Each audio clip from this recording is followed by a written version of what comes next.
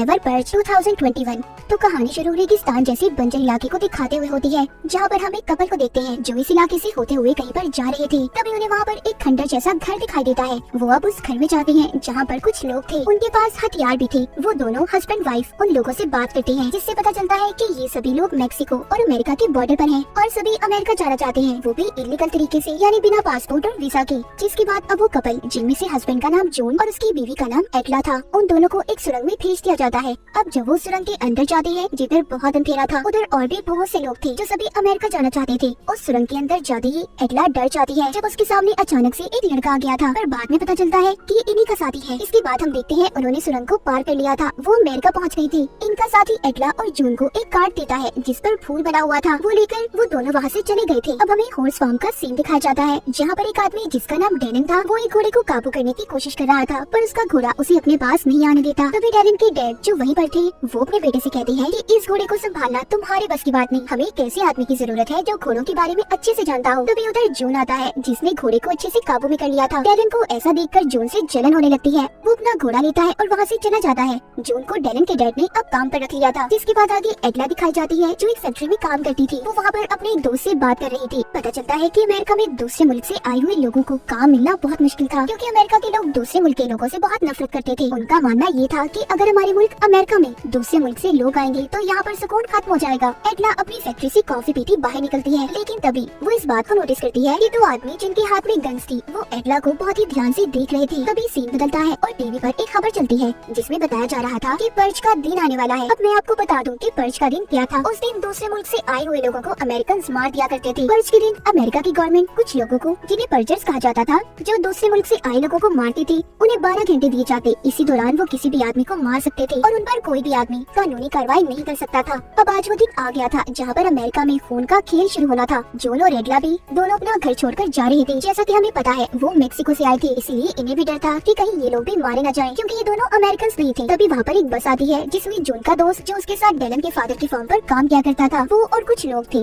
अब ये भी बस में बैठकर दूसरी जगह पर आ गए थे। यहाँ पर लोगों से पैसे लेकर पर्च से बचाया जाता था। अब जॉन एटला और अपने दोस्त के साथ अंदर जाता है, जहाँ पर वो देखते हैं उधर और भी बहुत से लोग थे जो यहाँ पर पर्च से बचने के लिए 12 घंटे तक रुकने वाले थे। ये सभी दूसरे मुल्कों से अमेरिका आए थे। तभी टीवी पर एक और खबर आती है, जिसमें बताया जा रहा था कि पर्च शुरू होने वाला है और 12 घंटे तक सब कुछ बंद कर दिया जाएगा। सबको ऐसा लग रहा था कि 12 घंटे किसी कयामत से उनके लिए कम नहीं थे। पर्च का वक्त शुरू हो जाता है, जिस वजह से हर तरफ सन्नाटा छाया हुआ था। एटला और जॉन दोनों इस पर्च की वजह से बहुत परेशान थे। उधर डेलन जो अपने घर में था, तभी उसे महसूस होता है कि जैसे कोई उसके आसपास हो। अब वो एक अलमारी के पास जाता है, जिसमें बहुत सारी गन्स थी। वो उसमें से एक गन निकालता है। अब जब वो अलमारी को बंद कर रहा था, तो उसके पास एक लड़की आती है, जिसे देखकर वो डर गया था। ये लड़की कोई और नहीं बल्कि इसकी बीवी थी, जो इससे कहती है कि हमें उनका साथ नहीं देना चाहिए, जो पर्च जैसा खूनी खेल खेलते हैं। और साथ ही डेलन को वो ये भी बताती है कि वो माँ बनने वाली है। शहर में चारों तरफ सन्नाटा था, गोलियों की आवाजें थी, जहाँ पर एक दूसरे को लोग मार रहे थे। थोड़ी देर बाद सुबह हो जाती है। सुबह होते ही एटला और जॉन, उनके साथ बाकी के लोग बहुत खुश थे कि वो पर्च से बच गए।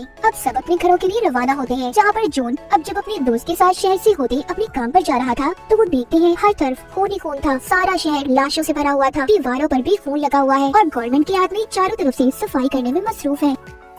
एटला भी अपनी फैक्ट्री में आ जाती है, पर वहाँ भी अभी तक कोई भी नहीं आया था। उधर डेलन भी अपनी फार्म के दरवाजे खोलता है। तभी अचानक से उसके सामने एक आदमी आया था, जो दिखने में काफी खौफनाक लग रहा था। तभी उसके सामने 4 और लोग आते हैं, जिन्होंने चारों तरफ से डेलन को घेर लिया था। वो उन्हें देखकर काफी परेशान हो जाता है। एटला को देखते हैं, जो एक पिंजरे में बंद बकरी को खोल रही थी। अचानक से वो खुद ही उस पिंजरे में फंस गई थी। वहाँ पर भी कुछ लोग आ गए थे, जिन्होंने खरगोश जैसे मास्क पहने हुए थे। वो एटला को मारने वाले थे। तभी उधर उसका दोस्त आ जाता है, जो उसके साथ काम किया करता था। वो एटला को उनसे छुड़वाता है। अब ये दोनों मिलकर उनका मुकाबला करते हैं। दरअसल ये लोग जो एटला को मारने आए थे, ये सभी पर्जर्स थे, जो अभी भी लोगों को मारने का काम कर रहे थे। पर एटला और उसका दोस्त उन्हें मार देते हैं। तभी उधर पुलिस भी आ गई थी, जो दोनों को पकड़ लेती है, क्योंकि अब पर्च का वक्त भी खत्म हो गया था। उधर डेलन के फार्म में जो लोग आए थे, वो भी पर्जर्स थे। उन्होंने डेलन की पूरी फैमिली को बांध दिया था, क्योंकि उनका कहना ये था कि डेलन और उसके डैड दूसरे मुल्कों से आए हुए लोगों को काम पर रखते हैं। जब उन्होंने डेलन के डैड के सर पर गन रखी थी और उसकी बहन को भी मार रहे थे, तभी उधर जॉन और उसका दोस्त आते हैं, जो इनके फार्म पर ही काम किया करते थे। वो आकर उन लोगों पर गोलियां चलाने लगते हैं। अब उन पर्चर्स में से एक आदमी डेलन के डेड पर गोली चलाकर उन्हें मार देता है।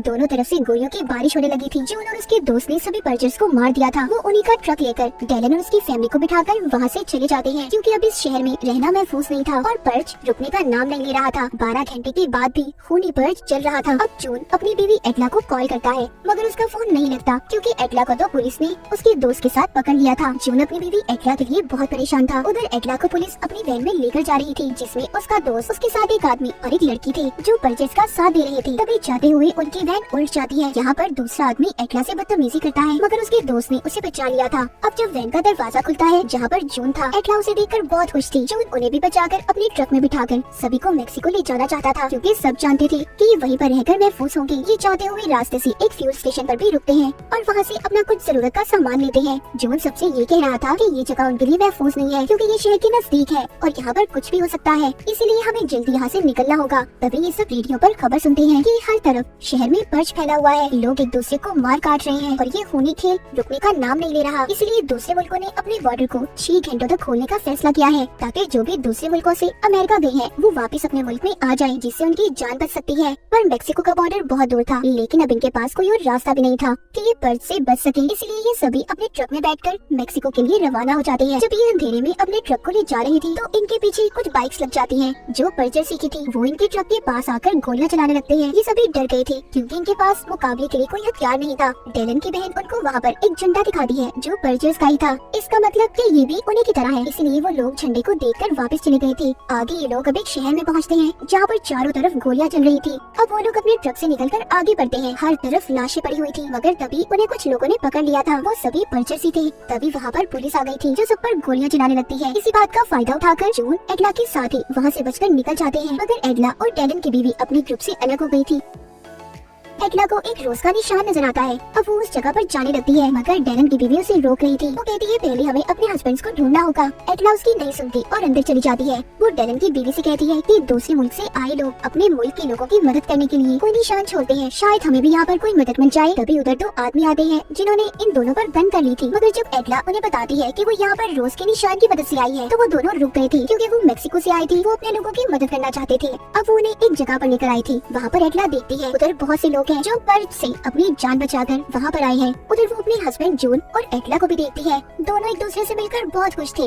इसके बाद टीवी पर खबर चलती है कि पर्चर्स ने आर्मी पर भी हमला कर दिया है और बहुत से शहरों को बर्बाद कर दिया है, और आर्मी पर हमले की वजह से आर्मी को बॉर्डर से हटा दिया गया, जिस वजह से सभी मुल्कों ने अपने बॉर्डर्स को भी बंद कर लिया है। सभी खबर सुनकर बहुत परेशान हो गए थे। तभी वहाँ पर एक औरत अपने एक साथी को जो मेक्सिको में रहता था उसे कॉल करती है, ताकि वो आकर उनकी जान बचा सके। अब जब सभी वहाँ से जाने वाली थी, तभी उधर एक गाड़ी आकर रुकती है, जिसमें वही आदमी था जिसको उस औरत ने मदद के लिए बुलाया था। अब वो सभी उसकी गाड़ी में बैठकर वहाँ से जाने लगते हैं, मगर तभी इस बात की खबर पर्चर्स के लीडर को भी हो गई थी। अब वो सभी गाड़ी में एक सुनसान रास्ते से जा रहे थे। अब जब डेलन अपनी गाड़ी से पीछे देखता है, तो उसे कुछ गाड़ियाँ आती दिखाई दे रही थी। वो गाड़ियाँ भी पर्चर्स की थी, मगर वो अब मेक्सिको के बॉर्डर तक पहुँच गए थे। इससे आगे गाड़ी नहीं जा सकती थी। ये लोग गाड़ी से उतरकर आगे बढ़ते हैं। उधर इन्हें कुछ लोग मिलते हैं जो मैक्सिकन थे। कुछ लोग पैदल चलकर आगे जा रहे थे, मगर जून और एडला के साथ कुछ साथी रुक जाते हैं। वो पर्चर्स का मुकाबला करने वाले थे, ताकि वो इन्हें इधर ही खत्म कर सके। तभी उधर गोलियों की बारिश होने लगती है। इस लड़ाई में जून और एडला के साथियों की गोलियां खत्म हो गई थी। तभी ये सब वहाँ पर एक घर में छुप गए थे, मगर उधर भी पर्चर्स आ जाते हैं जो जून को मारने वाले थे और एडला को बेहोश कर देते हैं। मगर जल्दी उसे होश आ जाता है और जो लोग जून को मार रहे थे उन्हें गोली से वो मार देती है। सबको मारकर ये लोग बॉर्डर तक जाने वाले थे, मगर तभी पर्चर्स का लीडर एडला को पकड़ लेता है और उसे अपने साथियों को मदद के लिए बुलाने का कहता है, ताकि जब वो आए तो वो उन्हें मार सके। मगर पीछे से जून और वो आदमी जो इन्हें बचाकर यहाँ पर लाया था, वो पर्चर्स के लीडर पर हमला करते हैं और उन्होंने उसे मार दिया था। सभी पर्चर्स मारे जा चुके थे। जून और बाकी के लोग बॉर्डर पार करके मेक्सिको आ गए थे। डेलन की बीवी जो माँ बनने वाली थी, उसकी यहाँ भी बेटी होती है। आखिर में दिखाया जाता है सभी महफूज थे जो अमेरिका से मेक्सिको आ गए थे। The second movie name is It Comes at Night 2017. तो कहानी के शुरू में हमें बूढ़े आदमी को देखते हैं जो बैठा बहुत गहरी गहरी सांसें ले रहा था। उसके पास ही एक और आदमी बैठा था जिसने हाथों पर ग्लव्स दस्ताने पहने हुए थे और चेहरे पर मास्क चढ़ाया हुआ था। वो उस बूढ़े आदमी से कहता है, प्लीज डैड मुझे माफ कर दें, मुझे ये सब कुछ करना ही होगा। वो बूढ़ा आदमी आदमी इस आदमी का जिसका नाम पॉल था उसके डैड थे। अब पॉल और उसकी वाइफ अपने डैड को बाहर ले जाकर जंगलों में पहले पॉल उनका गला दबाकर मार देता है और फिर एक गड्ढे में डालकर उन्हें जला देता है। इसके बाद हमें पॉल की फैमिली दिखाई जाती है। रात को ये इसकी वाइफ और इसका बेटा खाने के टेबल पर बैठे सभी बहुत उदास थे। पॉल प्लेट्स उठाकर ले जाता है, जिसके बाद उसका बेटा भी सोने चला गया था। वो अपने कमरे में दीवार पर लगी एक पेंटिंग को बहुत ही गौर से देख रहा था। फिर उठकर अपने दादाजी के कमरे में जाता है। उसके दादाजी बेड पर बैठे थे। जब पॉल के पास जाता है तो अचानक से वो खून की उल्टियाँ करने लगते हैं। पॉल का बेटा डर गया था, वो अचानक से उठ जाता है। इसका मतलब ये था कि सिर्फ वो एक सपना देख रहा था। उसकी मॉम उसके पास आती है, कहती है बेटा जल्दी उठो, घर में कोई आ गया है। इनके घर में इनके साथ एक डॉग भी रहता था। ये सभी मास्क पहनकर देखने जाते हैं। जब अचानक से दरवाजा खुलता है तो पॉल गोली जला देता है। उसकी वाइफ कहती है रुको पॉल। वहाँ पर एक आदमी था, वो पॉल को देखकर अपने हाथ ऊपर कर लेता है और कहता है मुझे माफ कर दो, मैं गलती से यहाँ पर आ गया हूँ, मेरे पास कुछ भी नहीं है। अब पॉल उसको पकड़कर बाहर ले जाकर एक पेड़ से बांध देता है। उसके मुंह पर भी टेप चिपका देता है। सारी रात वो आदमी वहीं पर रहता है। जब सुबह होती है तो पॉल उस आदमी को चेक करने जाता है कि कहीं वो इन्फेक्टेड तो नहीं, उसे कोई बीमारी तो नहीं। अब पॉल उसको अपनी गन दिखाता है और कहता है देखो इसको चलाने में मुझे जरा से भी देर नहीं लगेगी, ये इन गोलियों से भरी हुई है। अब मुझे सच सच बताओ तुम कौन हो, कहाँ से आए हो। वो उससे पहला सवाल पूछता है कि तुम मेरे घर पर क्यों झांक रहे थे और क्या लेने आए थे। वो आदमी जवाब देता है कि मैं नहीं जानता था, मुझे नहीं पता था कि इस घर में कोई रहता होगा क्योंकि नर्स भी बंद थी। फिर पॉल उससे सवाल पूछता है कि तुम यहाँ पर क्या ढूंढ रहे थे। वो आदमी कहता है यहाँ से 50 मील की दूरी पर मेरी बीवी और बेटा एक खाली घर में रह रहे हैं, हमारे पास खाना और पानी सब कुछ खत्म हो गया है, यही सब कुछ चेक करने मैं यहाँ पर आया था। पॉल कहता है क्या वो इन्फेक्टेड है। वो आदमी कहता है नहीं नहीं, उन्हें भी कोई बीमारी नहीं है, हम सब ठीक हैं। पॉल उससे सवाल करता है कि तुम कितने दिन से वहाँ पर रह रहे हो। वो कहता है 1 हफ्ता हो चुका है, पहले मैं अपने भाई के साथ रहता था, फिर उसकी मौत के बाद हम यहाँ पर आ गए। शहर के हालात बहुत खराब है, हर तरफ बीमारियाँ फैली हुई है। वो आदमी उससे कहता है मेरी आंखों में देखो, मैं बिल्कुल सच कह रहा हूँ, मेरी एक एक बात सच है। पॉल अपनी वाइफ और बेटे से पूछता है क्या हमें उसकी मदद करनी चाहिए या नहीं। आखिरकार ये सब लोग मिलकर फैसला करते हैं कि ये उसकी मदद करेंगे। अगले दिन पॉल उसको अपनी गाड़ी में बिठाकर उसकी फैमिली को लेने चला जाता है, जहाँ पर वो खुद गाड़ी चलाता है और उस आदमी को पीछे बिठाता है। जाते हुए रास्ते में उन पर हमला हो गया था, तभी पॉल अपनी गाड़ी के नीचे जाकर छुप जाता है। जब हमला करने वाला आदमी वहाँ पर आता है तो पॉल अपनी बंदूक से उस पर गोली चला देता है और बाहर आकर उसे मार देता है। दूसरा आदमी जो पॉल के साथ था, जिसकी फैमिली को लेने ये जा रहा था, वो कहता है तुम्हें इसे नहीं मारना चाहिए था पॉल, क्या पता वो किसी बड़े गैंग का आदमी हो और क्या पता उसको ढूंढते उसके साथ ही यहाँ पर आ जाए। अब ये उस आदमी की लाश को उठाकर एक कटे हुए पेड़ के नीचे रख देते हैं, जहाँ पर एक और लाश थी। वो आदमी पॉल को यहाँ पर अपना नाम भी बता देता है, जिसकी फैमिली को ये लेने जा रहा था, उसका नाम विल था। अब विल पॉल को अपनी फैमिली के पास लेकर जाता है।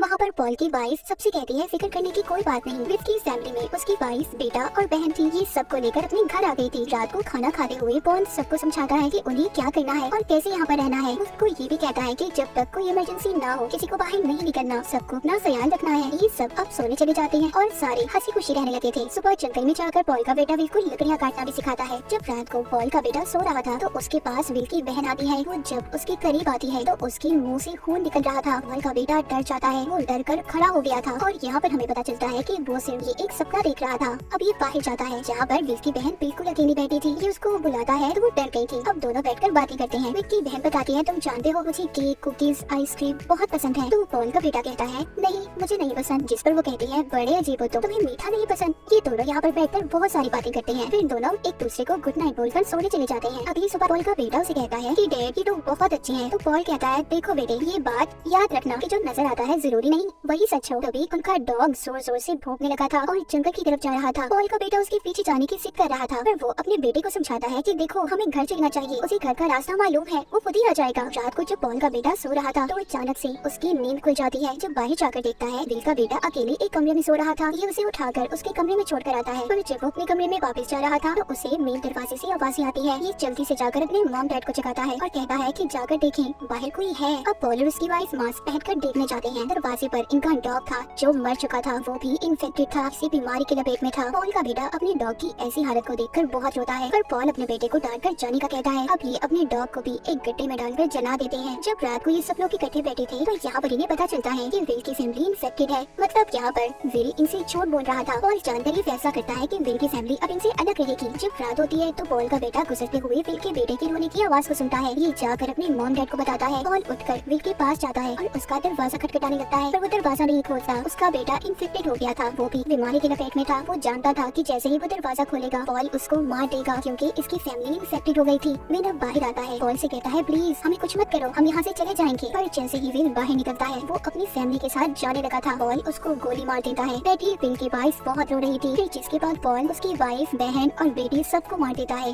उधर पॉल का बेटा भी इन्फेक्टेड हो गया था। कुछ सीन के बाद वो भी मर जाता है। मतलब विल की फैमिली की वजह से पॉल ने अपने बेटे को खो दिया था। हमें इस कहानी में ये नहीं बताया गया कि ये वायरस कहाँ से आया था और क्यों सबको इन्फेक्ट कर रहा था, क्यों बीमार हो रहे थे सब। बीमारी भी ऐसी खतरनाक कि बचने का कोई रास्ता ना हो। शहर में बीमारी फैलने की वजह से ये लोग जंगल में आकर रहने लगे थे, पर बेचारे वहाँ पर भी नहीं बच पाए। अब बचे थे पॉल और उसकी वाइफ। अब सवाल ये था कि क्या वो ज्यादा देर तक जिंदा रह पाएंगे। और इसी के साथ ये कहानी यहीं पर खत्म हो जाती है।